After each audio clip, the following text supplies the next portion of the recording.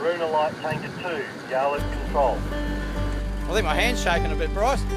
I'm not scared, it's adrenaline, mate. When a disaster happens, Australia has a strong history of being there for other people, and that is the main reason we become volunteers.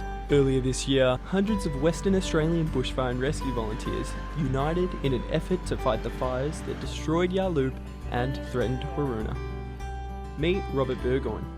He is one of the many volunteers who fought the Waroona fires. He is a loving father of 4, a dear husband to wife Liz, and a friend to many. Robert says his own life is the last thing to cross his mind during a job. I never worry about my own life, no. It's you worry about the crew and you think about getting the job done and getting out of there. Robert will receive a call to assist at any hour of the day, and these calls are never good news.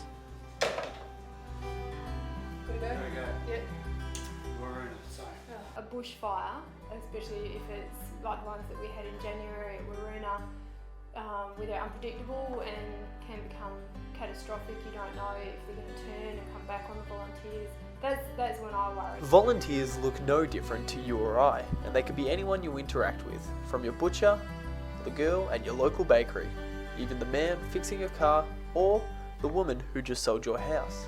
They are everyday people risking their lives for the lives of others, heroes in disguise. Volunteers will deal with fires as small as a prescribed burn or as large as the Yarloop and Waroona bushfires.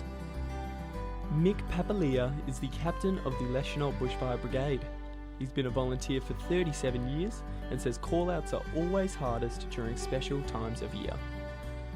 Just about to sit down for lunch on Christmas Day, those sorts of calls where we've got extended family, the wife's sister and her family at home, and the pager goes off and very quickly a couple of us get up and leave. Robert and Mick are just 2 of the many Bushfire and Rescue Service volunteers in WA. There are thousands more just like them, everyday heroes waiting for the call to assist others.